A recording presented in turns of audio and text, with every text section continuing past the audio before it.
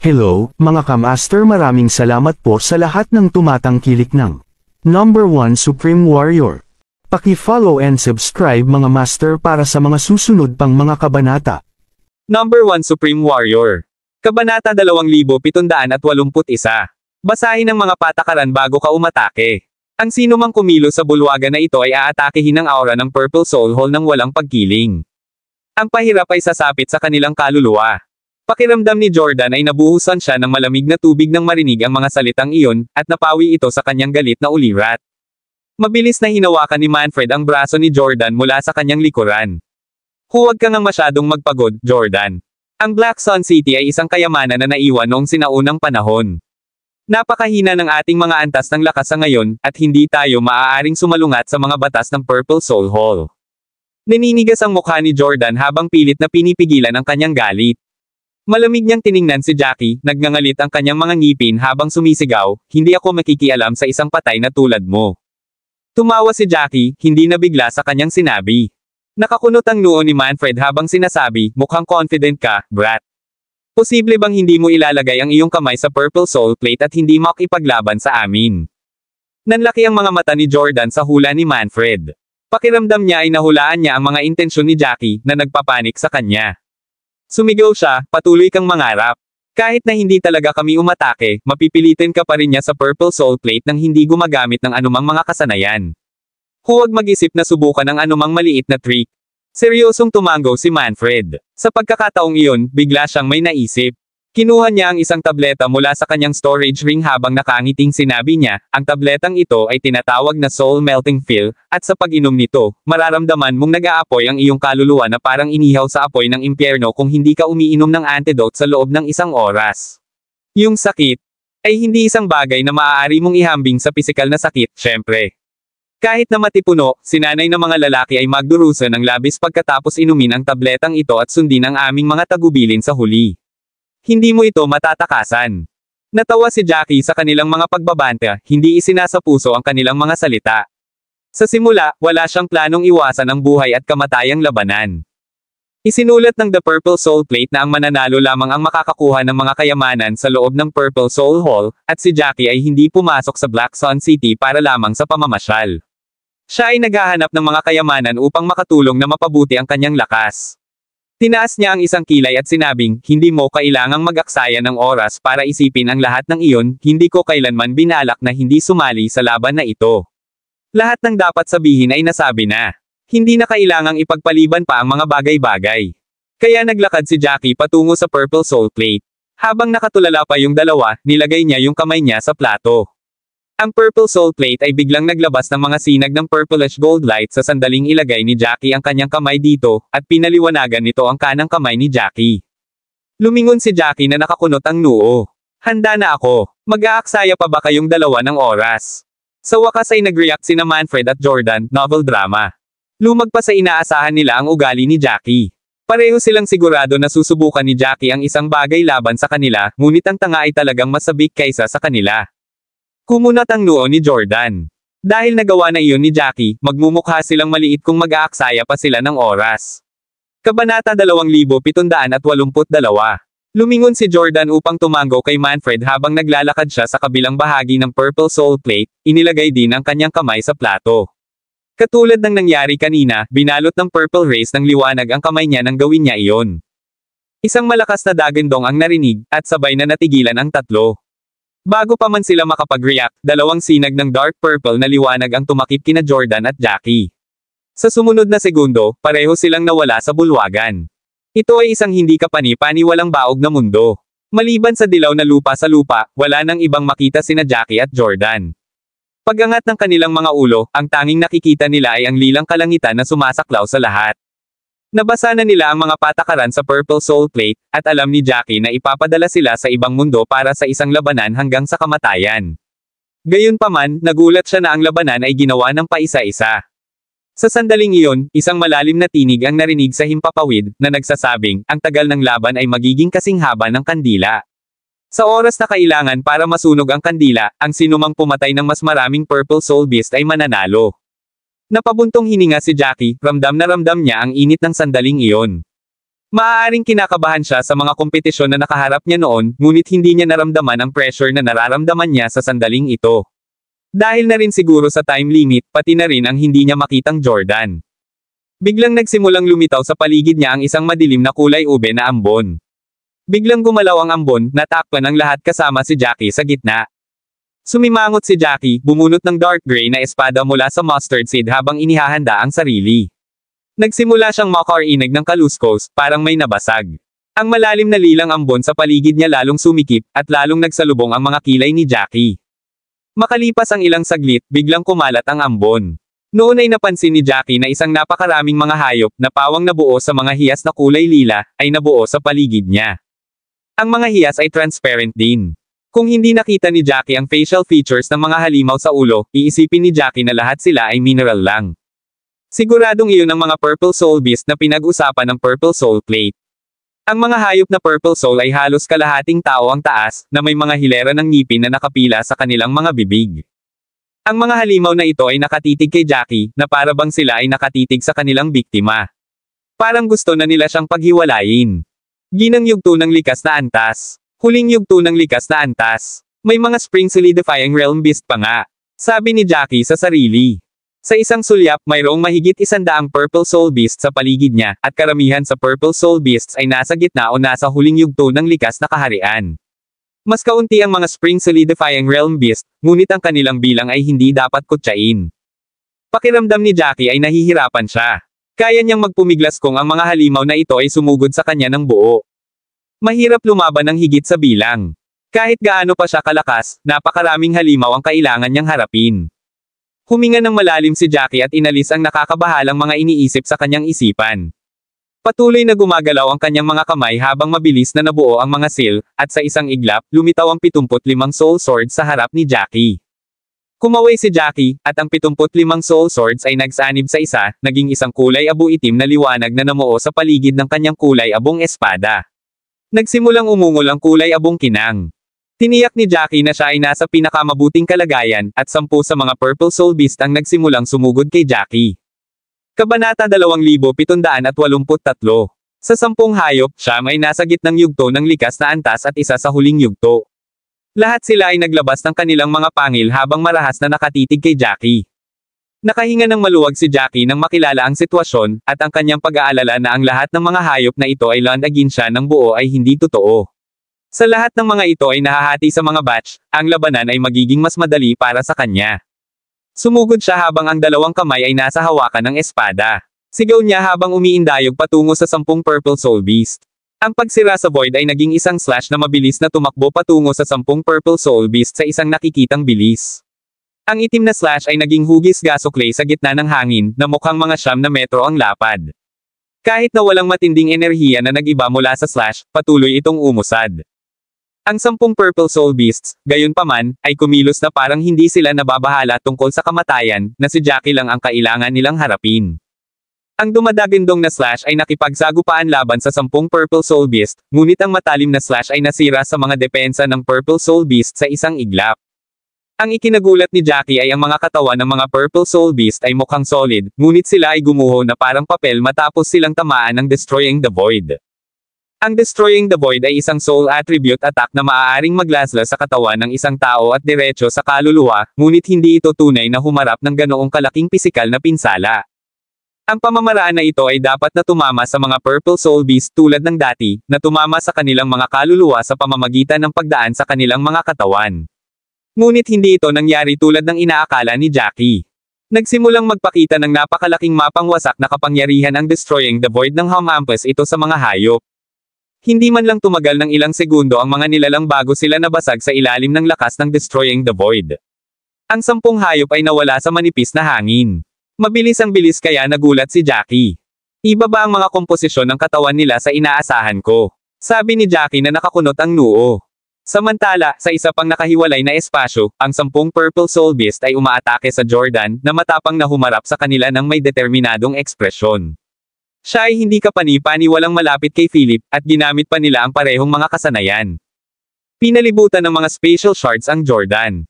Ang mga hayop na purple soul ay sumugod sa kanya, ngunit kahit anong pilit nila, hindi sila makalapit sa kanya. Ang talas ng mga spatial shards ay hindi isang bagay na maaaring mapaglabanan ng regular na gitna o huli na yugto ng mga likas na hayop sa kaharian. Ang mga spatial shards na iyon ay nagawa ring tumama sa kaluluwa. Ang espesyalidad ng Jordan ay hindi mga spatial na pag-atake ngunit, sa halip, mga pag-atake ng katangian ng kaluluwa. Kung hindi, hindi siya naipadala sa Purple Soul Hall. Gayunpaman, ang mga katangian ng kaluluwa ay napakabihirang at napakahirap ding matutunan. Iyon ang dahilan kung bakit siya ay nagsumikap na pumili ng isang kombinasyon na pamamaraan upang mabawasan ang kahirapan. Mamatay. Galit na sigaw ni Jordan. Ang mga spatial shards ay biglang sumabog, at ang Purple Soul Beasts ay nawala pagkatapos nito. Hindi napigilan ni Jordan na matawa habang nakatingin sa mga bangkay sa sahig.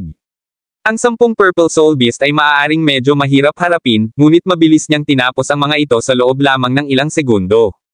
Sa tansya niya, 89 na po sa kanila ang dapat niyang mapatay sa tagal bago matapos ang pagsunog ng kandila.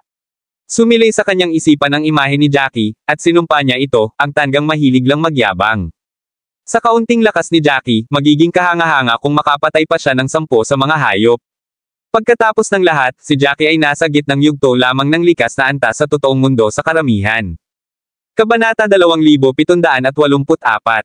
Kung hindi pilit na itinaas ng Whirling World ang kanyang lakas, maaaring hindi niya kayang harapin ang kahit 10 Purple Soul Beast. Maaaring nasugatan o namatay si Jackie sa pakikipaglaban sa mga hayop. Ngumuso si Jordan sa panghahamak. Habang ninanamnam ni Jordan na masiyahan sa sarili, si Manfred ay nagyelo sa labas. Ang kanyang mga mata ay malapit nang lumabas sa kanilang mga socket dahil ang Purple Soul Plate sa kanyang harapan ay nagbago ng husto. Ang mga resulta ay ipinakita ng detalyado. Ang mga salita na nasa Purple Soul Plate ay nawala lahat at napalitan na lang ng 2 set ng mga numero. Ang kaliwang bahagi ay nagpakita ng numero 10 habang ang kanang bahagi ay nagpakita ng 20. Naalala ni Manfred na inilagay ni Jordan ang kanyang kamay sa kaliwang bahagi ng Purple Soul Plate, at inilagay ni Jackie ang kanyang kamay sa kanan.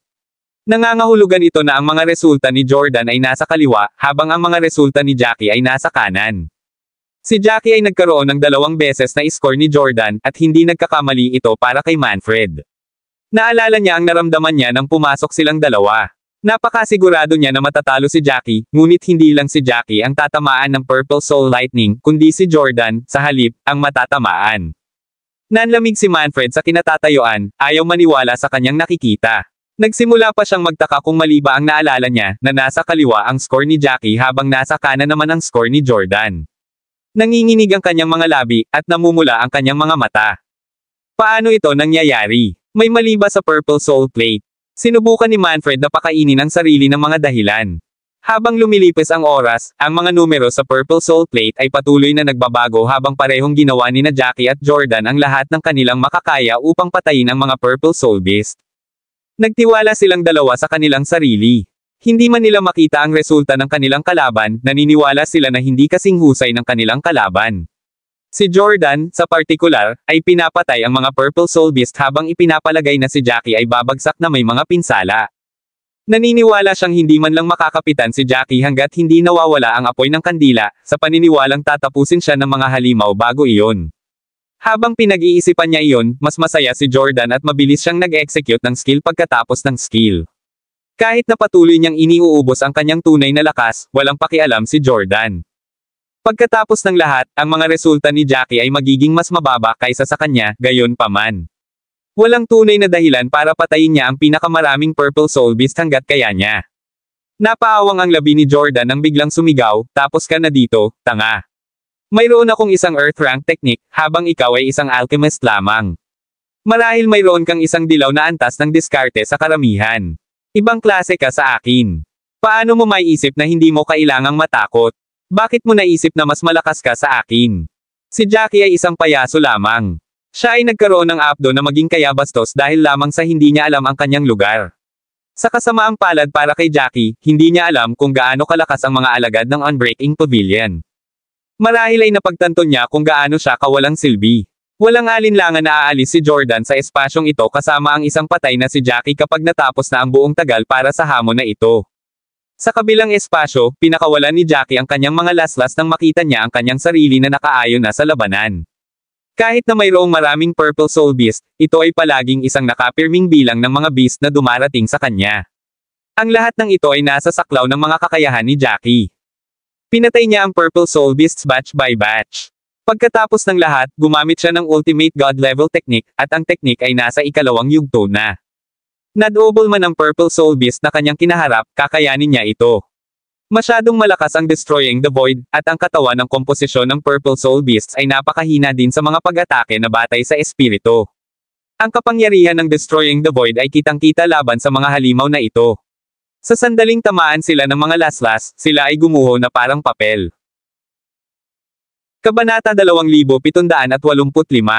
Ang mga pag-atake ni Jackie ay bumilis sa 1 minuto, hindi man lang nabigla ng mga Spring Solidifying Realm Beasts.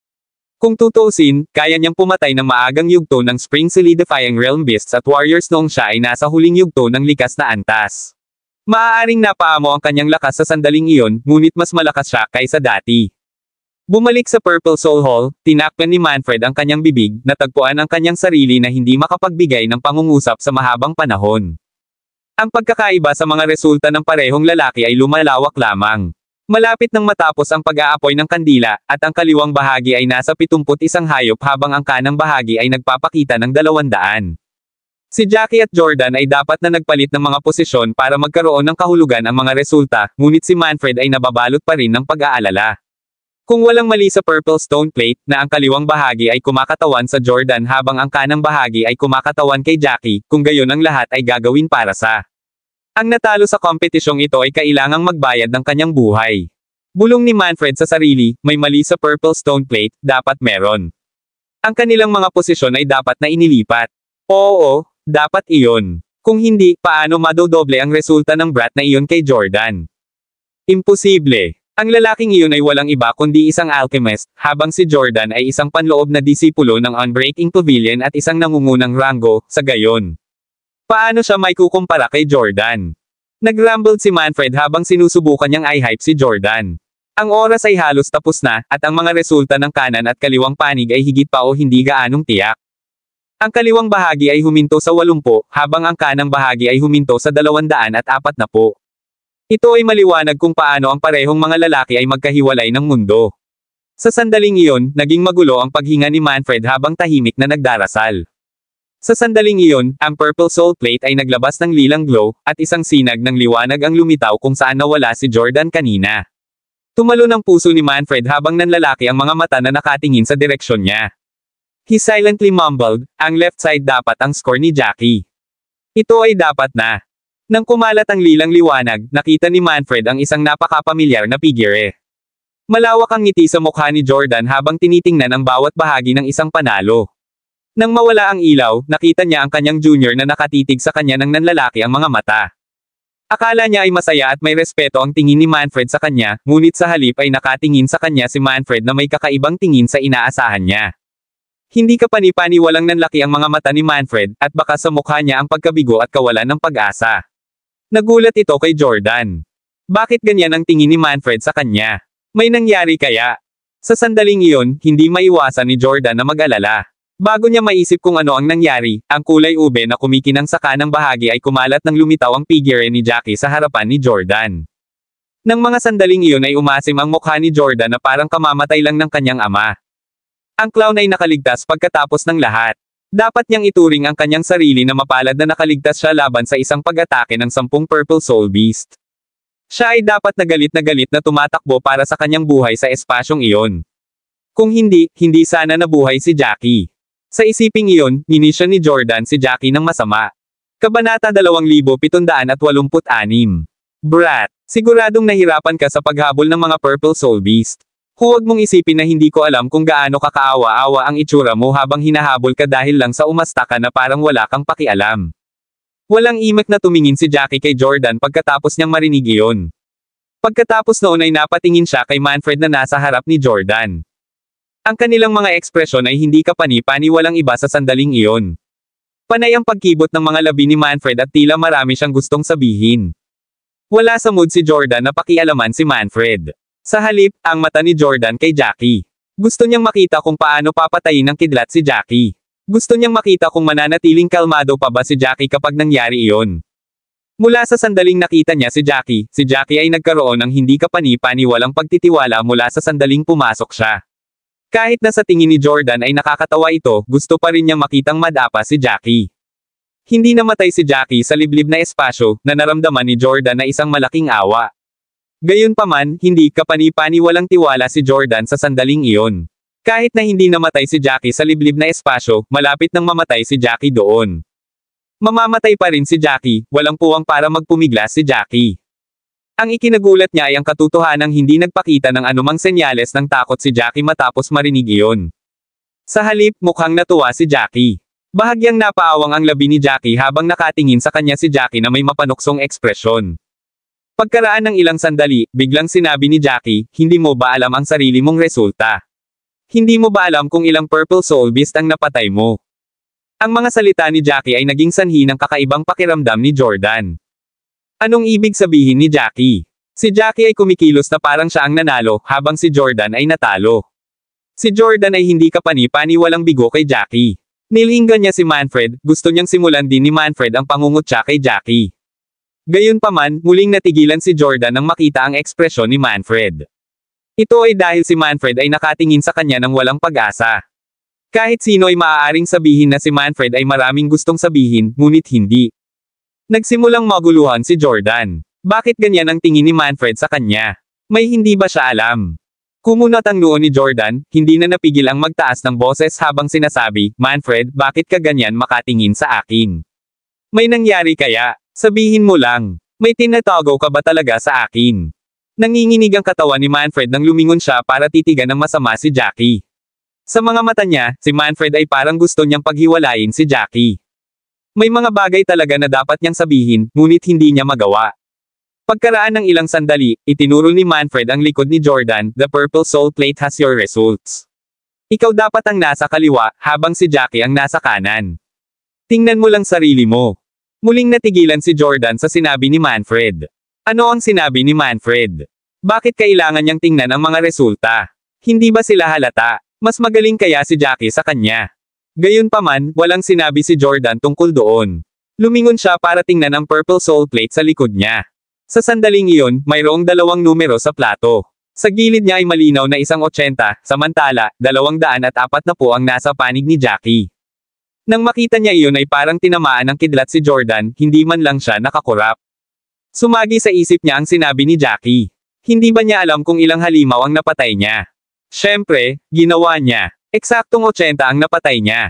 Katulad ito ng mga numero sa Purple Soul Plate. Gayunpaman, malinaw na 200 ang panig ni Jackie. Hindi na kailangan ng anumang paliwanag, at sa wakas ay nag-react si Jordan. Hindi katakataka na ganoon ang reaksyon ni Manfred. Nakapatay talaga si Jackie ng 200 Purple Soul Beast. Nanalo si Jackie. Ang katotohanan ay nasa harap mismo ng Jordan, at hindi napigilan ni Jordan ang kanyang sarili na tanggapin ito. Kabanata 2787. Paano nagawa ni Jackie na pumatay ng 200? Sa liblib na espasyo, maaaring tiyak si Jordan na siya ang mananalo, ngunit hindi siya nagpahuli. Ginawa pa rin niya ang kanyang makakaya para patayin ang mga Purple Soul Beast. Pagkatapos ng oras ng kandila, ang kanyang tunay na enerhiya ay ganap na naubos. 80 hayop na ang kanyang limitasyon, ngunit hindi niya inaasahan na doblehin pa ni Jackie ang kanyang bilang. Umiling-iling si Jordan, imposible. Paano mo na-double ang numero ko? Alchemist ka lang. Isa akong disipulo ng Unbreaking Pavilion. Naabot ko na ang gitnang yugto ng Spring Solidifying Realm sa Hestia Continent. Sa mga panloob na disipulo, isa ako sa nangunguna. Paano ka mas malakas kaysa sa akin? Dapat may problema. Dapat may problema ang Purple Soul Plate. Tumanggi siyang tanggapin ang katotohanan at natitiyak pa niyang tiyak na mali ang bilang ng Purple Soul Plate. Kung hindi, ang kanilang mga resulta ay hindi maaaring magkaiba. Paano ang alchemist na ito ay mas malakas kaysa sa kanya? Paano napatay ni Jackie ang higit sa 2 beses sa kanyang numero? Maging si Manfred ay tumanggi na tanggapin ang katotohanan iyon, ngunit hindi alam ni Manfred kung ano ang sasabihin. Personal na nasaksihan ni Manfred ang mga resulta na lumalago ng hiwalay. Personal niyang nakita si Jackie na iniwan si Jordan sa alikabok. Sa sandaling iyon, gusto niyang aliwin si Jordan, ngunit hindi niya alam kung ano ang sasabihin. Tumaas ang isang kilay ni Jackie, walang pakialam kung gaano kabaliw ang kinikilos ni Jordan. Nakatingin lang siya sa kisame ng hall. Ang paligsahan na iyon ay may kinalaman sa kanilang buhay at kamatayan. Ang taong nawala ay kailangang magbayad ng kanilang buhay. Hindi ba sinabi ng Plato na ang matatalo ay tatamaan ng Purple Soul Lightning? Bakit walang nangyari? Habang iniisip niya iyon, biglang nabuo ang isang kulay ube na ulap sa kalangitan. Masyadong biglaan ang lahat ng nangyari. Bago makapag-react si Jackie, isang flash ng purple na kidlat ang bumagsak mula sa hangin. Saktong tumama ito kay Jordan. Sinusubukan pa rin ni Jordan na tanggihan ang mga resulta ni Jackie at hindi napansin ang mga pagbabago sa kalangitan. Sa isang bitek, umitim agad ang katawan ni Jordan.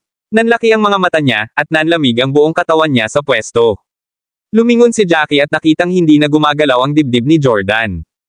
Isang sunod-sunod na kulog ang dumagundong habang sinundan ng hindi mabilang na mga kidlat mula sa kalangitan. Lahat sila ay tumama kay Jordan sa kanyang katawan. Hindi man lang narinig ni Jackie ang anumang sigaw ng paghihirap mula kay Jordan. Sa isang kalabog, bumagsak ang katawan ni Jordan sa sahig mismo ng bulwagan. Nang mga sandaling iyon, nasunog ang katawan ni Jordan hanggang sa malutong sa kidlat. Walang paraan para sabihin kung ano ang hitsura niya noon. Isang sunog na amoy ang nagmula sa bangkay.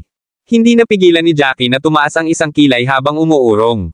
Nang mga sandaling iyon, halos mababaliw na si Manfred. Ngayon pa lang niya nasaksihan ang nakatatanda na iginagalang niya ng husto ay pinatay ng buhay. Walang paraan para pigilan ito. Makalipas ang ilang saglit pa, tumigil ang kidlat, at tuluyang patay si Jordan. Sa isang kabog, lumuhad si Manfred sa tabi ni Jordan. Nagsimula nang bumagsak ang mga luha sa kanyang mga mata. Tumalikod si Jackie, ayaw niyang makita ang kanilang emosyonal na kalagayan. Nagdadalamati siya sa kanyang puso na ang mga batas ng Purple Soul Hall ay talagang malupit. Kailangang mamatay ang natalo. Novel drama. Sa sandaling iyon, ang Purple Soul Plate ay biglang naglabas ng isa pang purplish gold glow. Isang bundle ng liwanag ang lumabas mula sa Purple Soul Plate. Tumingin si Jackie at nakita niyang unti-unting lumulutang ang ningning. Patungo sa kanya. Nakataas ang isang kilay ni Jackie habang inabot niya ang kanyang mga kamay, at nahulog ang liwanag sa kanyang palad. Matapos kumalat ang ilaw, nakita ni Jackie ang orihinal nitong hitsura. Ito ay talagang 10 purplish gold gems. Muling narinig ang boses, sa nanalo ay ang Purple Soul Gems. Ang Purple Soul Gems ay mahalagang hiyas mula sa unang baitang mundo. Ang pag-absorb sa kanila ay tataas ang iyong aura. Baka sa mga mata ni Jackie ang pagtataka. Sa sandaling marinig niya ang mga salitang Purple Soul Gems, agad na naalala ni Jackie kung ano ang mga benepisyo ng pag-absorb ng Purple Soul Gems. Kahit na hindi sila kasing ganda ng Shattered Soul Crystals na na-absorb ni Jackie noon, sila pa rin ang hindi kapani-paniwalang mahalagang kayamanan. Mayroong 10 Purple Soul Gems, at bawat isa sa kanila ay kasing laki ng kalahating palad. Hindi man lang nakahawak ng maayos si Jackie sa 10. Kabanata 2788. Ang mga Purple Soul Gems na iyon ay tiyak na makakatulong kay Jackie na kumpletuhin ang Destroying the Void matapos itong ganap na makuha ni Jackie. Pagdating ng panahon, siguradong magkakaroon siya ng malakas na foothold sa Whirling World. Kung tutuusin, ang Whirling World ay nakatuon sa mga kasanayan at pamamaraan ng mga mandirigma doon. Ang lahat ng kanilang mga antas ng kapangyarihan ay limitado sa huling yugto ng likas na kaharian. Hindi nila magagamit ang kanilang mga kaharian upang year-okan ang kanilang mga kalaban at kailangan nilang gamitin ang mga kasanayan at pamamaraan na alam nila. Dahil doon, hindi napigilan ni Jackie ang ngiti sa labi. Siya ay palaging isang hindi kapani-paniwalang kalmado na tao, ngunit siya ay nagsisimulang mawala ng katinoan habang inilalagay niya ang Purple Soul Gem sa mustard seed. Palagi niyang iniisip kung saan siya susunod na pupunta at kung ano ang mga hamon na haharapin niya. Sa sandaling iyon, isang mahinang sigaw ang narinig sa kanyang tabi, kasuklam-suklam, maliit na tao. Pinatay mo si Jordan, ngunit labis kang nakinabang dito. Hindi kita hahayaang makawala dito. Talagang hindi ko gagawin. Nagtaas ng kilay si Jackie. Siya lamang ang naiwan na buhay sa Purple Soul Hall kasama si Manfred. Kahit hindi siya lumingon, alam pa rin niya kung anong klaseng ekspresyon ang mayroon si Manfred sa mga sandaling iyon. Patuloy na sumigaw si Manfred sa abot ng kanyang makakaya, huwag mong isipin na nakuha mo na ang gusto mo pagkatapos makuha ang reward. Pagkatapos umalis sa Purple Soul Hall, kailangan mo pa ring harapin ang mga kapwa ko disipulo. Siguradong hindi ka nila pababayaan. Lubos nilang sisirain ka. Lumingon si Jackie at nakita niyang namumula ng husto ang mga mata ni Manfred. Sa sandaling iyon, si Manfred ay nakadikit ang kanyang mga ngipin, tila isang galit na leon. Si Manfred ay parang gusto niyang sugurin at sibakin si Jackie. Walang imak na umiling si Jackie. Cold ng ngiti ni Jackie, kahit galit ka sa kawalan mo ng kakayahan, kaya mo bang mag-isip ng mga bagay-bagay bago ka mabaliw? Ako ba ang naging dahilan ng kanyang pagbagsak? Malinaw na siya ang kulang sa kakayahan. Nawala siya ng tuluyan. Sino ang masisisi mo dyan? How dare you call me despicable? Simula nang dumating siya sa Hestia Continent, maraming bagay na ang pinagdaanan ni Jackie. Marami siyang narinig na sumisigaw sa kanya na galit na galit. Nasanay na siya, pero kahit nasanay na siya, nandidiri pa rin siya sa mga taong sinisisi siya ng walang dahilan. Kahit na ang pagsigaw sa mga tao ay nangangailangan ng ilang mga utak. Silang dalawa ang gustong makipagkompetensya sa kanila. Gayunpaman, pagkatapos matalo, sinisi ni Manfred si Jackie sa pagiging kasuklam-suklam. Nagtaka talaga si Jackie kung saan nakakuha ng lakas ng loob si Manfred para sigawan si Jackie ng ganon. Naninigas ang mga labi ni Manfred, hindi alam ang isasagot kay Jackie. Gayunpaman, ayaw niyang aminin ang pagkatalo, kaya tumayo siya mula sa lupa at pinandilatan si Jackie, hindi iniiwas ang kanyang tingin kahit isang segundo. Ang Unbreaking Pavilion ay isa sa mga nangungunang angkan ng Middle Province. Huwag isipin na masisiyahan ka sa iyong sarili dahil lamang sa nanalo ka sa laban at nakuha mo ang mga gantimpala. Ang Unbreaking Pavilion ay hindi basta-basta uupo at pagdurusa nito. Pagkatapos nating umalis sa lugar na ito, sisiguraduhin kung magdurusa ka. Malalaman mo kung gaano kalakas ang Unbreaking Pavilion. Mayroong 15 disipulo na pumunta sa Black Sun City. Kahit na ang kanilang mga kasanayan ay hindi pantay, wala ni isa sa kanila ang mga disipulong runner.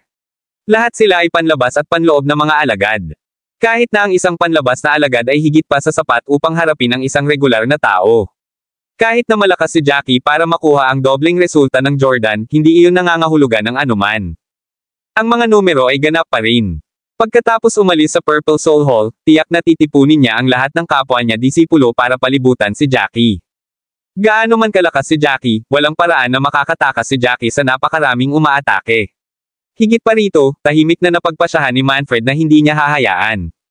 Napakadaling mamatay ni Jackie. Sisiguraduhin niyang ganap na pahirap ang buhay ni Jackie para magbigay galang kay Jordan. Napakalaso ng mga mata ni Manfred kaya walang magawa si Jackie. Isang malamig na ngiti ang pinakawalan ni Jackie habang patuloy sa pagsasalita. Kabanata 2789. 5 sa mga kapwa mo disipulo ay patay na. Kung hindi, paano ako nagpakita dito? Sa sandaling sinabi niya na si Manfred ay parang binuhusan siya ng isang balde ng malamig na tubig. Biglang sumili sa isipan ni Manfred ang imahe ni Philip. Kung ang lalaki ay talagang isang hindi sanay na alchemist tulad ng naisip nila, kung gayon ang lahat ay magiging maayos. Gayunpaman, napakalakas ni Jackie, at biglang lumitaw sa Purple Soul Hall. May nangyari siguro sa labas. Biglang tumangala si Manfred, anong sabi mo? Anong ginawa mo sa labas? Pinatay mo ba ang mga kapwa ko disipulo? Namatay ba si Philip sa mga kamay mo? Tila labis na nabigla si Manfred. Napaatras siya ng isang hakbang habang nakatingin kay Jackie na nagngangalit ang mga ngipin. Itinuring na niya si Jackie bilang kanyang mortal na kaaway. Gusto niyang punutin si Jackie.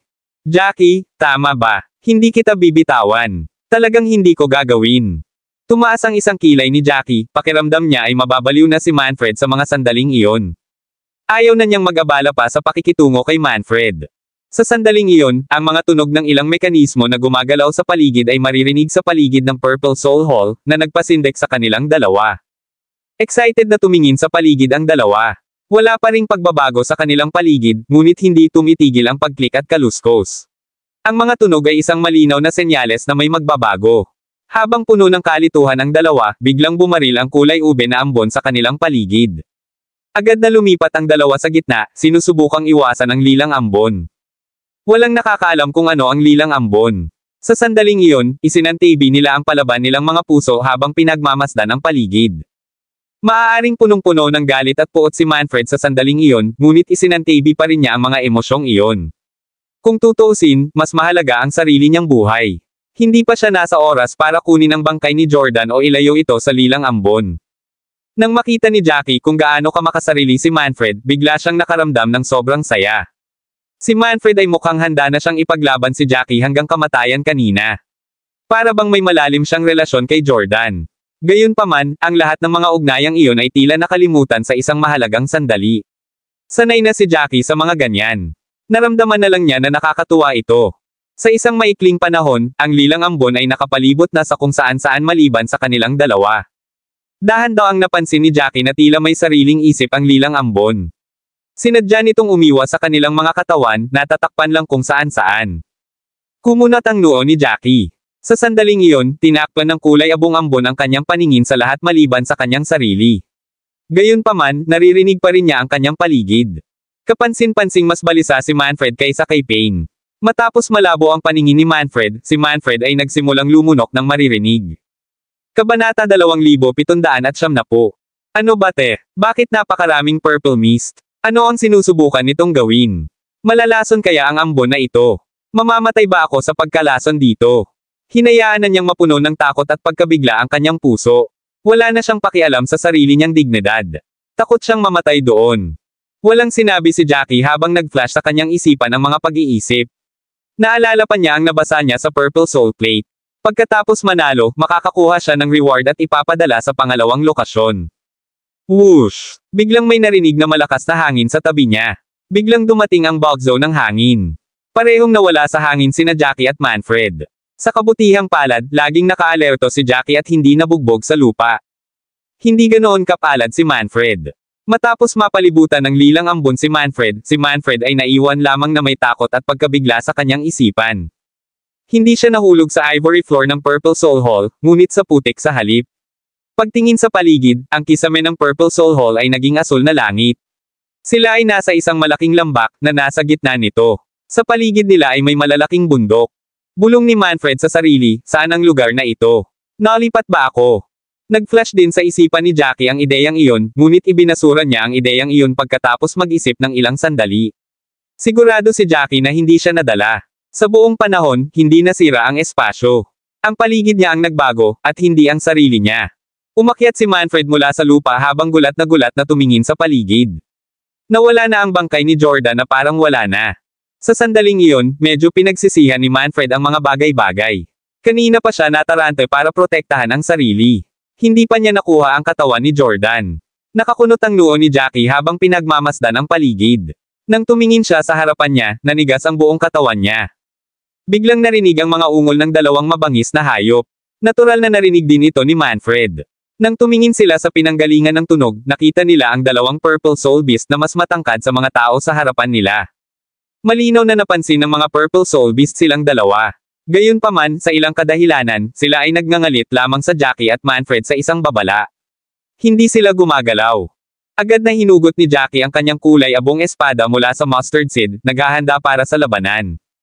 Hindi alam ni Manfred kung ano ang mga Purple Soul Beast, ngunit ramdam pa rin niya kung gaano kalakas ang mga hayop, sila talaga. Nasa gitnang yugto ng Spring Solidifying Realm. Ang mga regular na Purple Soul Beast ay halos kasing taas lamang ng kalahating tao. Ang lila sa kanilang mga katawan ay hindi rin kasing siksik ng dalawang halimaw. Ang dalawang Purple Soul Beast na iyon ay halatang ganap na nagmature at nasa tuktok na ng kanilang kakayahan. Maging si Jackie ay kailangang umatras na humarap sa dalawang Purple Soul Beast na iyon. Dahil pinaghihigpitan ng mga batas ng mundo, si Jackie ay nasa huling yugto lamang ng likas na kaharian. Maaaring hindi siya natatakot sa early stage Spring Solidifying Realm Purple Soul Beasts, ngunit hindi ito nangangahulugan na maaari niyang harapin ng mahinahon ang dalawang middle stage na iyon. Napalunok si Manfred, parang halaya na ang kanyang mga binti. Sila ay dalawang middle stage Spring Solidifying Realm Beasts. Mas malakas sila kaysa sa kanya noong sandaling iyon. Kung magkaharap sila sa labanan, baka hindi na siya makatakbo. Kabanata 2771. Saglit itong pinag-isipan ni Manfred. Pakiramdam niya ay malaki ang posibilidad na mamatay siya sa mga halimaw na iyon. Sa sandaling iyon, muling umalangaw-ngaw ang malamig na boses, may dalawang labanan sa Purple Soul Hall. Ang bawat labanan ay nangangailangan ng dalawang kalahok. Matapos matukoy ang mananalo sa unang labanan, magkakaroon ka ng oras upang magpahinga. Pagkatapos ng oras, magsisimula ang ikalawang yugto. Oras na para sa ikalawang yugto. Para sa round na ito, kailangan mo lang hawakan ang Purple Soul Fruit para manalo. Pagkatapos magsalita ng boses, isang purplish gold glow ang makikita sa likod ng dalawang Purple Soul Beast. Pagkawatak-watek ng liwanag ay bumungad sa kanilang dalawa ang isang puno na halos kalahating lalaki ang laki. May prutas na Purple Soul na halos kasing laki ng kamao. Hindi pa man malapit sa prutas ang dalawa ay ramdam pa rin nila ang pagdaloy ng enerhiya. Sa loob ng prutas kahit sa malayo. Ang napakalaking prutas ay makakaakit ng pansin kung nasaan ito, kung isa sa alang-alang ang napakalaking dami ng enerhiya na nasa loob.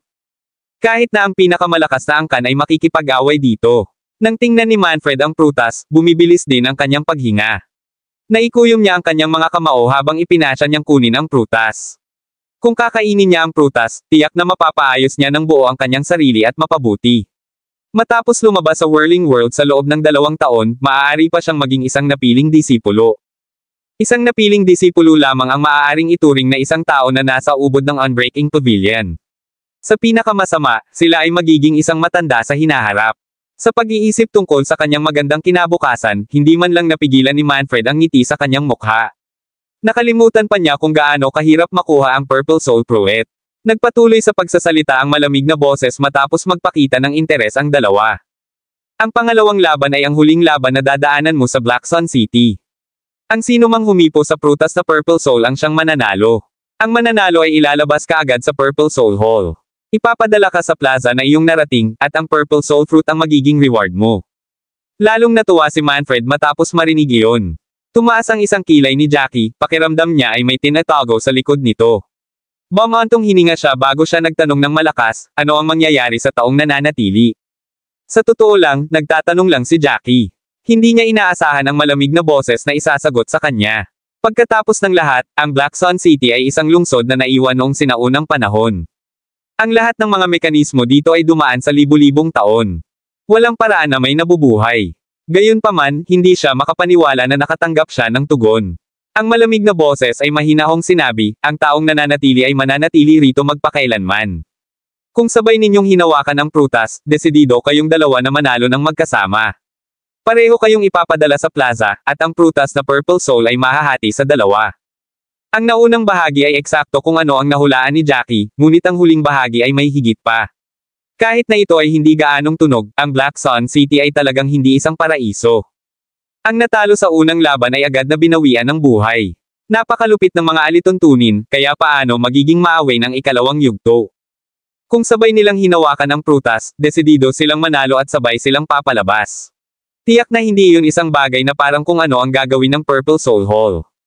Pakiramdam ni Jackie ay mas kakaiba ang mga bagay habang iniisip niya ito. Nang matapos ang boses na sabihin ang lahat ng iyon, tuluyan na itong nawala. Hindi sinabi ng boses kung ano ang mangyayari sa dalawang Purple Soul Beast, ngunit alam ng sino mang may kalahating utak na ang mga hayop ay agad na aatake sa sandaling malapit na sila sa Purple Soul Fruit. Kabanata 2772. Habang pinag-iisipan ni Jackie ang problema, biglang narinig ang boses ni Manfred. Bastos. Kahit na mayroon tayong malalim na sama ng loob, maaari kitang patawarin pansamantala alang-alang sa ating buhay. Kailangan nating magtulungan para masolusyonan ang problemang ito. Makakaalis lang tayo sa lugar na ito kung magtutulungan tayo. Hindi ba't sinabi ng boses na iyon kanina na tayong dalawa ay papaalisin kapag sabay nating hinawakan ang Purple Soul Fruit? Ang prutas ay hahatiin din sa dalawa. Magiging patas para sa ating dalawa. Nang marinig iyon, napatingin si Jackie kay Manfred. Nakita niyang seryosong nakatingin sa kanya si Manfred na para bang sinadya niya ito. Hindi napigilan ni Jackie na mapaungol, hindi agad nakasagot kay Manfred. Nagalit si Manfred nang makitang umaarte si Jackie kahit nagre-reply lang. Napakawalang galang ni Jackie. Kahit na maganda siya sa pandinig, may ibang plano siya. Hanggat pumayag si Jackie na harapin ng magkasama ang mga Purple Soul Beast, tiyak na may gagawin siya kay Jackie pagkatapos nilang matagumpay na masugitan ang Purple Soul Beasts at mapalapit sa prutas na Purple Soul.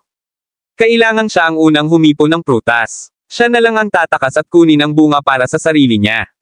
Kahit na naging malinaw at patas ang mga tuntunin, ayaw niyang may makuha si Jackie dito. Ang Purple Soul Fruit ay maaari lamang pag-aari niya. Siya rin ang tanging taong makakatakas sa lugar na ito. Pagkatapos magdesisyon, sinabi niyang muli, wala nang ibang paraan. Makakaalis ka lang sa lugar na ito kung nagtatrabaho ka sa akin. Hindi mo kayang harapin ang dalawang Purple Soul Beast ng mag-isa. Nakataas ang isang kilay ni Jackie nang lumingon siya kay Manfred. Bigla siyang nagpakawala ng mahinang tawa habang sinasabi sa malamig na tono, wala akong tiwala sa iyo. Sino ang nakakaalam kung may gagawin ka sa akin pagkatapos nating magtrabaho? Natigilan si Manfred sa mga salitang iyon. Hindi siya makapaniwala na nakita nga ni Jackie ang kanyang mga plano. Gayunpaman, hindi umamin si Manfred kahit na tama si Jackie. Tinapik niya ang kanyang dibdib bilang garantiya, huwag kang mag-alala. Hindi ko nababalikan ang mga sinabi ko. Ang garantiya ay walang halaga kay Jackie. Napabuntong hininga si Jackie habang nakatingin sa dalawang Purple Soul Beast. Matapos mag-isip sandali, lumingon siya kay Manfred. Pwede tayong mag-atake together. Ito ay depende sa iyong sariling kakayahan upang makakuha ng Purple Soul na prutas. Hindi natuwa si Manfred sa narinig. Kahit na hindi pa niya nakita ang tunay na kakayahan ni Jackie, madaling sabihin na mas malakas si Jackie kaysa sa kanya mula sa mga resulta ng unang round. Wala siyang kalaban-laban kay Jackie. Kung ang dalawa sa kanila ay sabay na umatake at hindi pinansin ang isa't isa pagkatapos nito, hindi siya magiging katugma kay Jackie. Agad naman itong tinanggihan ni Manfred, no way. Mas malakas ka sa akin. Kung pareho tayong umatake, pero hindi mo ako pinapansin, ang matatalo ay ako. Nakataas ang isang kilay ni Jackie habang nagpapakawala ng malamig na ngisi. Nang susubukang kumbansihin siya ni Manfred, bigla niyang binatukan si Manfred. Kabanata 2773.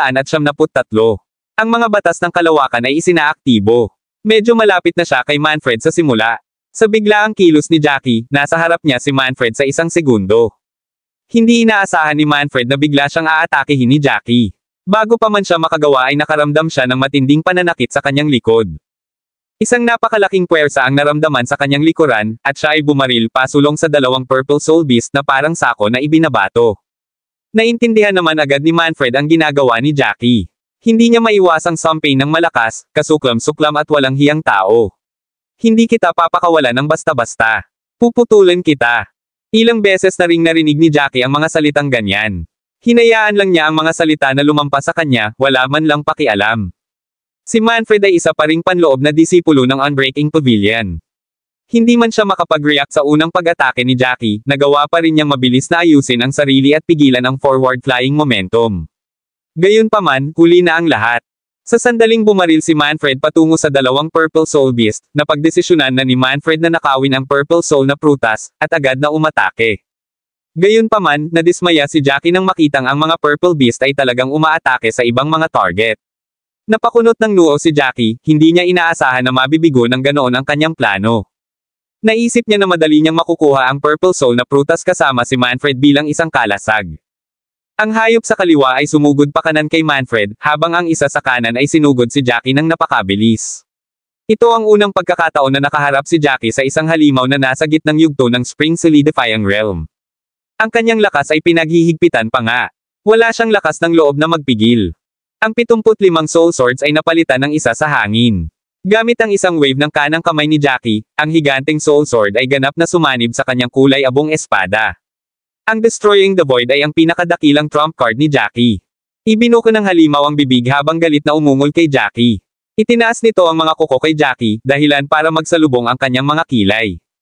Mahigpit na hinawakan ni Jackie ang kanyang kulay abong espada, nilaslas mismo sa mga kuko ng hayop. Ang pagsira sa void ay naging isang slash, na sumasalubong sa mga kuko ng hayop sa hangin. Sa matinding sagupaan, umatras ng ilang hakbang ang halimaw, novel drama. Tinamaan siya ng shockwaves ng teknik, dahilan para mapa-atres si Jackie. Ang kanyang mga mata ay nasa mga kuko ng halimaw sa buong panahon.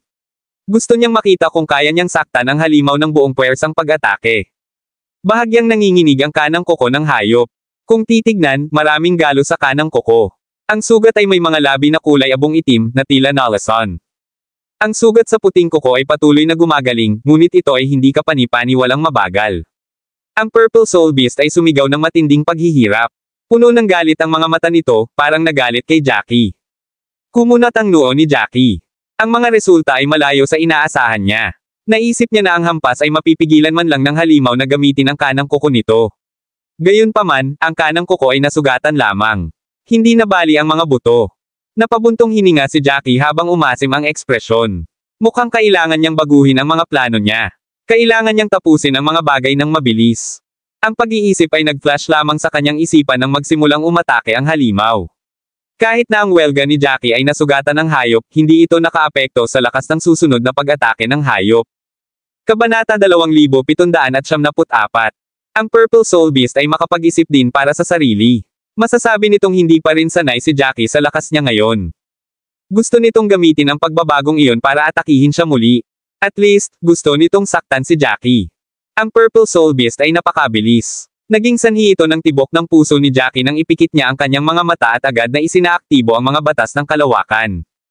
Mabilis siyang nagpalit ng direksyon sa himpapawid, at lumayo sa halimaw. Hindi niya hinayaang makalapit ang halimaw. Kung hindi, baka mawalan siya ng buhay sa araw na iyon. Ang halimaw ay may napakalakas na panlaban, at hindi pa nagagamit ng halimaw ang natural na pamamaraang ipinanganak nito. Ginamit lang ng halimaw ang mga kuko nito para laslasin si Jackie. Ang pakikipaglaban-laban sa Destroying the Void, maaaring nasugatan ito, ngunit ang mga resulta ay mas masahol pa kaysa sa inaasahan ni Jackie. Halata namang hindi mabilis na mapapatay ni Jackie ang Purple Soul Beast, kaya napilitan si Jackie na lapitan ang Purple Soul Fruit ng buong lakas. Isang sigaw ng paghihirap ang narinig sa likod ni Jackie. Hindi man lumingon si Jackie para tingnan, alam niyang siguradong masama ang kalagayan ni Manfred. Tulad ng hula ni Jackie, si Manfred ay nasa isang kakilakilabot na estado. Ang kanyang braso ay may 5 sugat mula sa kuko ng isang Purple Soul Beast. Nabahira ng sariwang dugo ang kanyang damit na pula habang nagmura si Manfred sa sakit. Gayunpaman, napilitan siyang tumakas habang nagmumura. Sa kabutihang palad, si Manfred ay nagdadalubhasa sa bilis, kung hindi siya magtatagal ng ganoon katagal. Nagpatikip ng ngipin si Manfred habang umaatres, sinusubukang magplano sa isip habang tumatakbo. Kung gusto niyang mabuhay, kailangan niyang kunin ang prutas na Purple Soul. Galit na galit siya kay Jackie sa sandaling iyon, kaya hindi niya nakalimutang subukan at alamin kung paano niya sasaktan si Jackie sa kanyang pag-atres. Gusto niyang matrap si Jackie dito ng tuluyan. Kung hindi siya biglang inatake ni Jackie kanina, hindi niya haharapin ang mga pag-atake ng Purple Soul Beast ng walang paghahanda, dahilan para masugitan ang braso nito. Galit siyang umungol, maghintay ka lang, Jackie. Hindi kita bibitawan ng madali. Siya ay hindi kapani-paniwalang mabilis, ngunit ang Purple Soul Beast ay hindi rin mabagal. Halos 20 talampakan ang pagitan nilang dalawa. Habang tumakas si Manfred, palagi siyang nag-iiba ng direksyon, sinusubukang makalapit sa Purple Soul Fruit. Ang lambak ay hugis itlog. Upang makakuha ng sapat na distansya sa pagitan nila, si Manfred ay tumatakbo sa paligid ng mga gilid ng lambak. Ang prutas na Purple Soul ay binabantayan patungo sa silangang bahagi ng gitna. Sinusubukan na ni Manfred na makalapit sa silangang bahagi.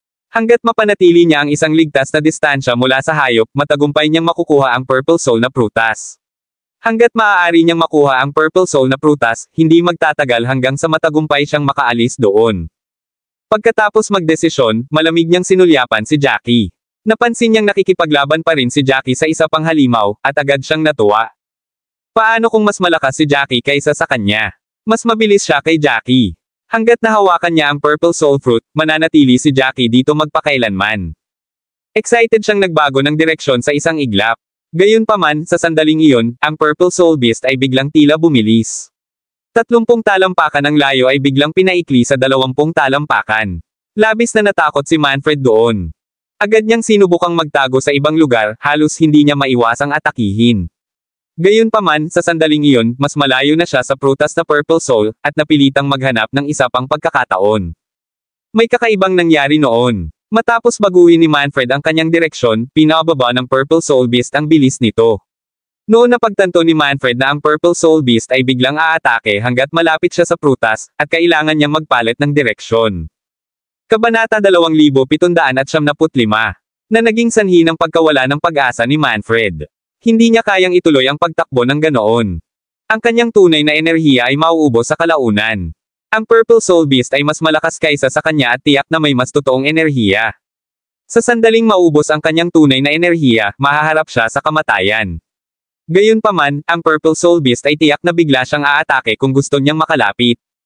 Kailangan niyang magbago ng direksyon para sa kapakanan ng kanyang buhay. Habang siya ay tumakas, mas malayo siya. Walang pag-asa na nalaman ni Manfred na ito ay isang mabisyo na ikot. Sa sandaling iyon, tumingin siya kay Jackie. Napansin niya na si Jackie ay patuloy na nag-aayos ng kanyang distansya mula sa hayop, at patuloy na umaatake sa hayop. Ang ikinagulat ni Manfred ay ang katotohanan na ang halimaw na umaatake kay Jackie ay mayroon ng 200 nangangitim na kuko sa harapan. Parang may kung anong masamang enerhiya ang nadungisan sila. Sa sandaling iyon, hindi man lang inisip ni Jackie ang anumang bagay sa paligid niya. Ang buong atensyon niya ay nasa halimaw na nasa harapan niya. Ang mga batas ng espasyo ay patuloy na kumikilos sa ilalim ng kanyang mga paa. 3 beses na niyang ginamit ang Destroying the Void. Sa bawat pagkakataon, isang bagong sugat ang idinagdag sa halimaw. Unti-unti nang napapagod ang halimaw. Ito ay hindi dahil sa pagkawala ng tunay na enerhiya, ngunit dahil sa mga pinsala nito na nagpapabagal dito. Pinaganya ni Jackie ang mga batas ng kalawakan, muling hinaila ang kanyang sarili ng 100 talampakan upang bigyan ang kanyang sarili ng ilang silid sa paghinga. Napakunot ang noo niya habang muling nagbubuo ng mga selyo sa kanyang mga kamay. Halos maubusan na siya ng totoong enerhiya sa sandaling iyon. Pagkatapos ng lahat, kailangan niyang gamitin ang mga batas ng kalawakan habang siya ay patuloy na umaatake. Masyadong maraming true energy ang naubos nito. Gayunpaman, wala talagang pakialam si Jackie sa puntong iyon. Lumipat siya sa isang napakagandang lugar sa pagkakataong ito habang patuloy siyang lumalapit sa prutas na Purple Soul. Kunin mo ito. Umungol si Jackie habang pinadalhan niya ng panibagong slash ang Purple Soul Beast. Ang kulay abong slash ay naglalaman din ng mga batas ng espasyo. Nabangga ito sa mga kuko ng Purple Soul Beast sa isang iglap. Sa higit pang mga bitek, ang mga kuko sa harap ng Purple Soul Beast ay tila ng hina. Parang mababasag na. Nagkalat ang mga itim na galo sa dalawang kuko nito sa harapan. Ang hayop ay umungal sa sakit habang ang sakit ay lubusang nagagalit dito. Sinimulan pa ng halimaw na huwag pansinin ang mga sugat nito habang galit na galit itong sumugod kay Jackie. Gayunpaman, ang mga kuko nito ay nasugatan ng husto sa sandaling iyon.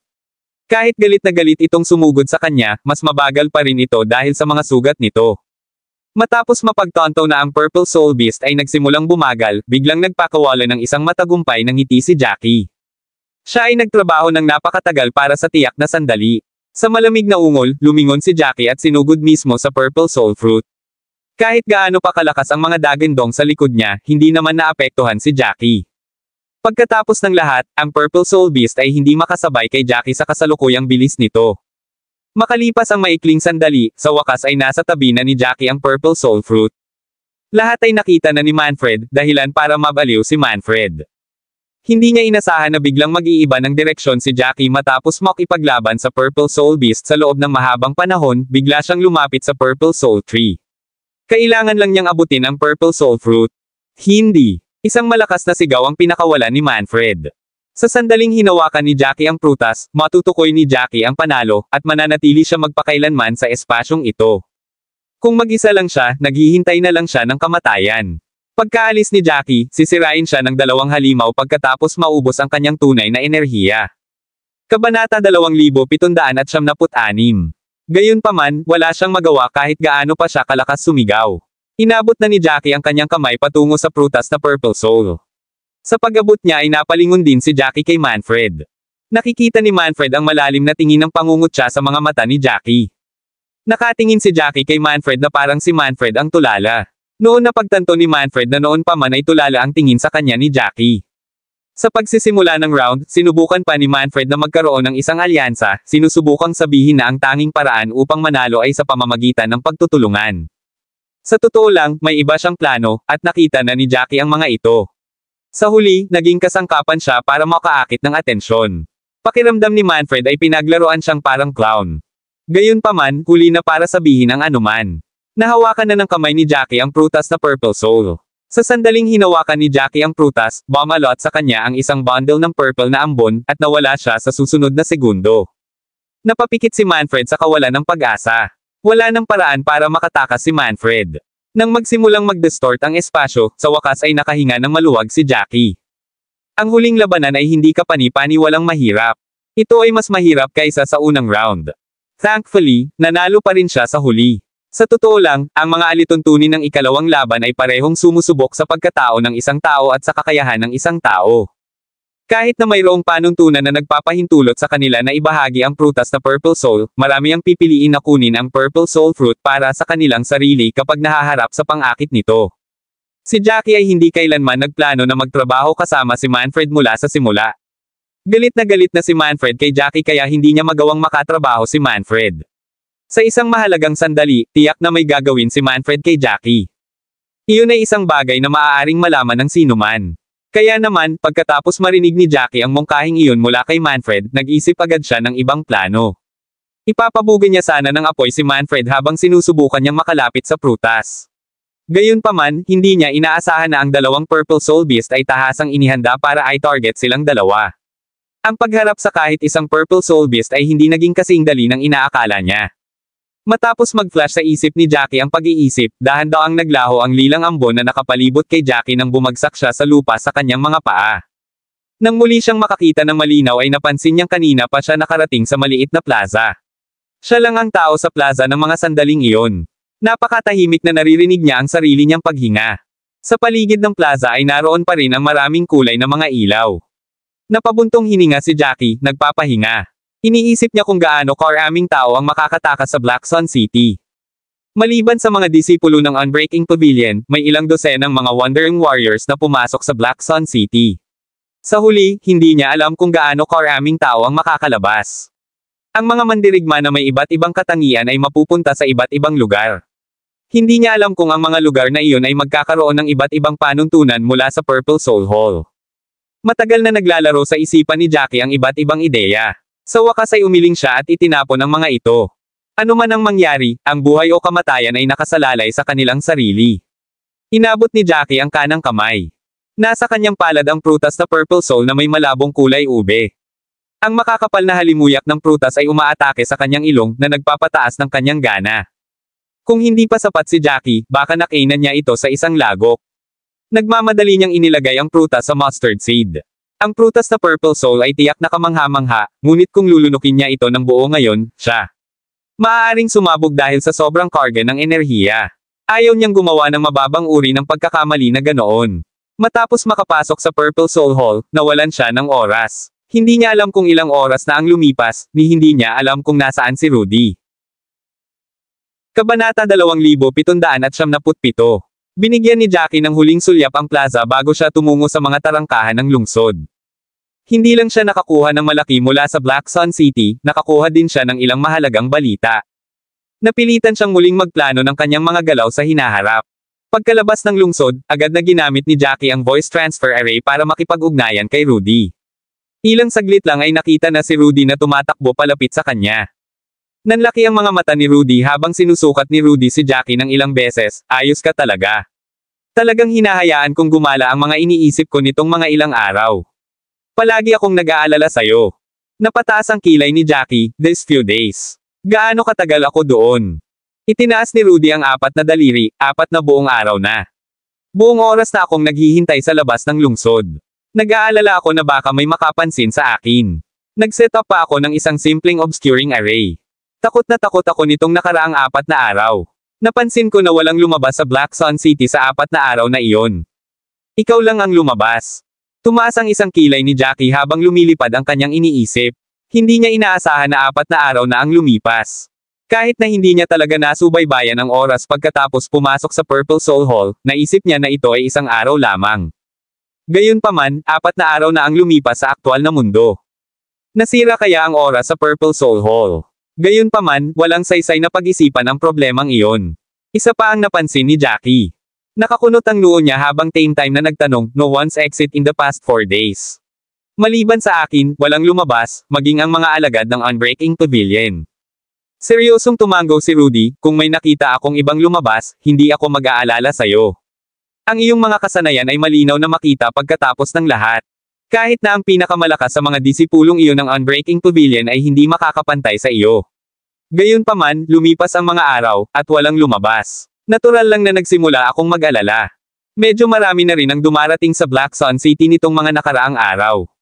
Lahat sila ay masayang pumasok, ngunit wala ni isa sa kanila ang lumabas.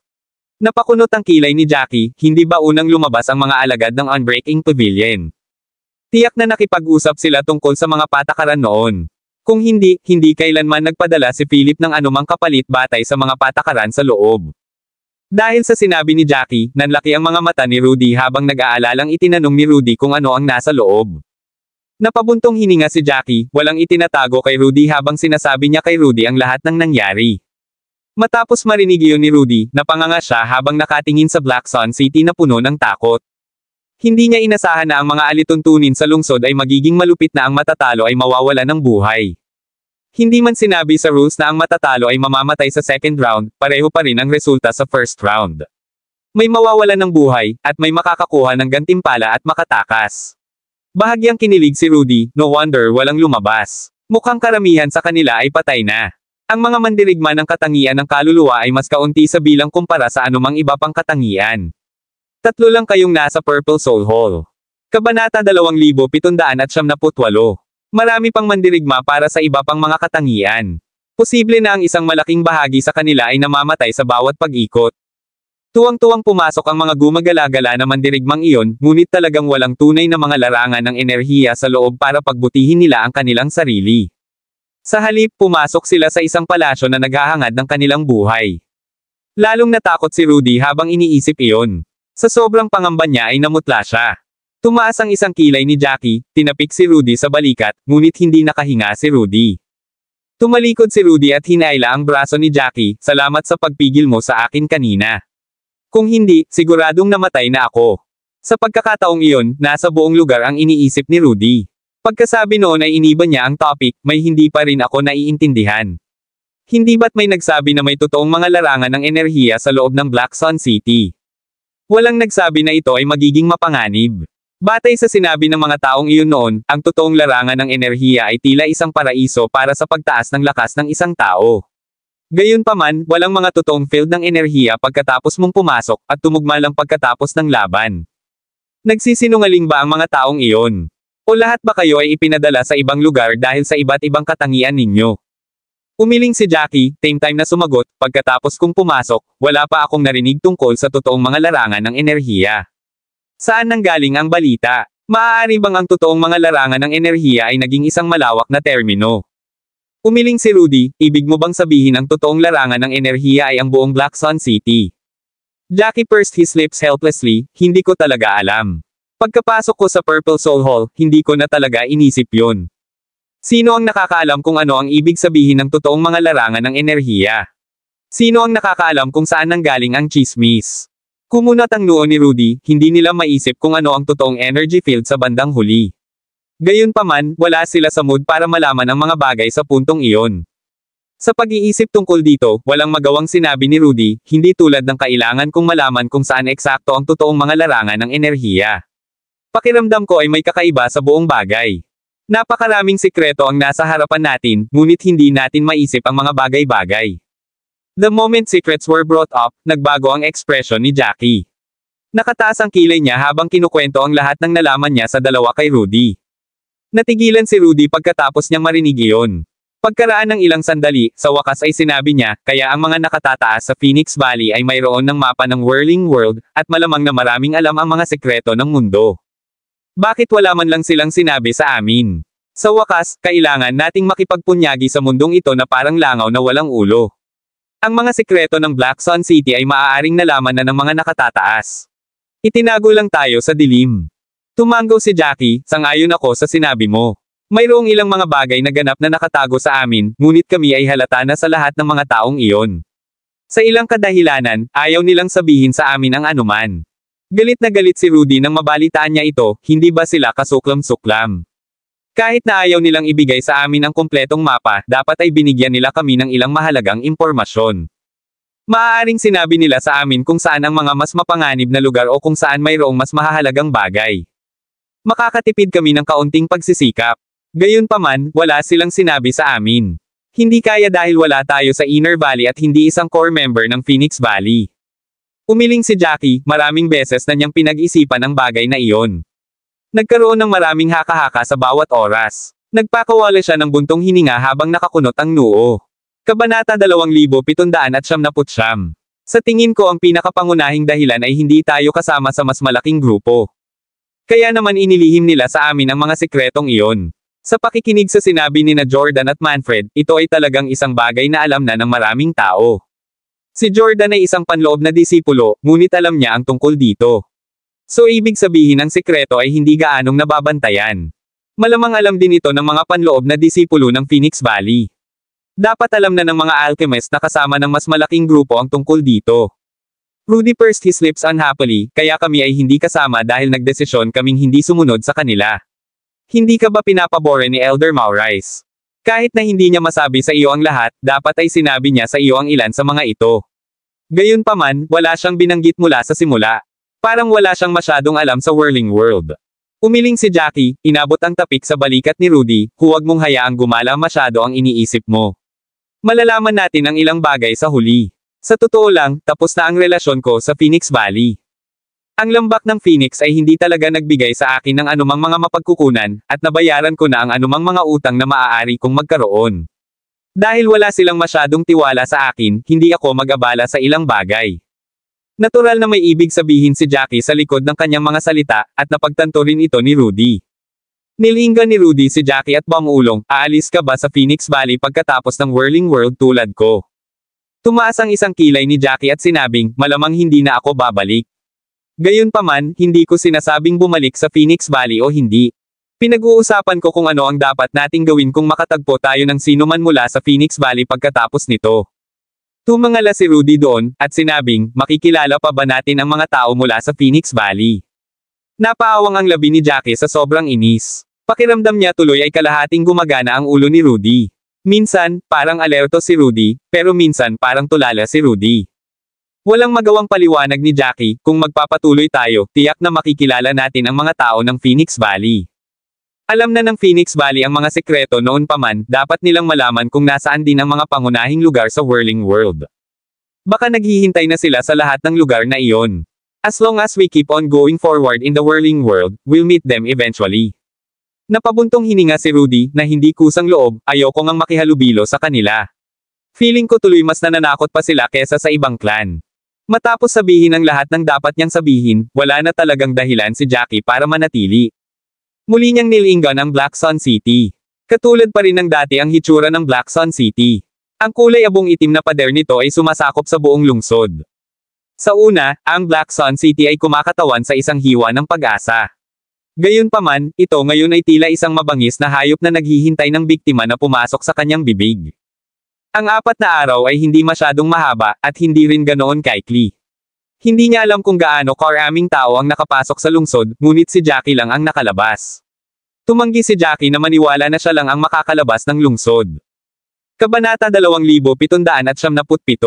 Binigyan ni Jackie ng huling sulyap ang plaza bago siya tumungo sa mga tarangkahan ng lungsod. Hindi lang siya nakakuha ng malaki mula sa Black Sun City, nakakuha din siya ng ilang mahalagang balita. Napilitan siyang muling magplano ng kanyang mga galaw sa hinaharap. Pagkalabas ng lungsod, agad na ginamit ni Jackie ang voice transfer array para makipag-ugnayan kay Rudy. Ilang saglit lang ay nakita na si Rudy na tumatakbo palapit sa kanya. Nanlaki ang mga mata ni Rudy habang sinusukat ni Rudy si Jackie ng ilang beses, ayos ka talaga. Talagang hinahayaan kong gumala ang mga iniisip ko nitong mga ilang araw. Palagi akong nag-aalala sa'yo. Napataas ang kilay ni Jackie, these few days. Gaano katagal ako doon? Itinaas ni Rudy ang 4 na daliri, 4 na buong araw na. Buong oras na akong naghihintay sa labas ng lungsod. Nag-aalala ako na baka may makapansin sa akin. Nag-set up pa ako ng isang simpleng obscuring array. Takot na takot ako nitong nakaraang 4 na araw. Napansin ko na walang lumabas sa Black Sun City sa 4 na araw na iyon. Ikaw lang ang lumabas. Tumaas ang isang kilay ni Jackie habang lumilipad ang kanyang iniisip. Hindi niya inaasahan na 4 na araw na ang lumipas. Kahit na hindi niya talaga nasubaybayan ang oras pagkatapos pumasok sa Purple Soul Hall, naisip niya na ito ay isang araw lamang. Gayunpaman, 4 na araw na ang lumipas sa aktwal na mundo. Nasira kaya ang oras sa Purple Soul Hall? Gayunpaman, walang saysay na pag-isipan ang problemang iyon. Isa pa ang napansin ni Jackie. Nakakunot ang noo niya habang same time na nagtanong, no one's exit in the past 4 days. Maliban sa akin, walang lumabas, maging ang mga alagad ng Unbreaking Pavilion. Seryosong tumango si Rudy, kung may nakita akong ibang lumabas, hindi ako mag-aalala sa'yo. Ang iyong mga kasanayan ay malinaw na makita pagkatapos ng lahat. Kahit na ang pinakamalakas sa mga disipulong iyon ng Unbreaking Pavilion ay hindi makakapantay sa iyo. Gayunpaman, lumipas ang mga araw, at walang lumabas. Natural lang na nagsimula akong mag-alala. Medyo marami na rin ang dumarating sa Black Sun City nitong mga nakaraang araw. Lahat sila ay masayang pumasok, ngunit wala ni isa sa kanila ang lumabas. Napakunot ang kilay ni Jackie, hindi ba unang lumabas ang mga alagad ng Unbreaking Pavilion? Tiyak na nakipag-usap sila tungkol sa mga patakaran noon. Kung hindi, hindi kailanman nagpadala si Philip ng anumang kapalit batay sa mga patakaran sa loob.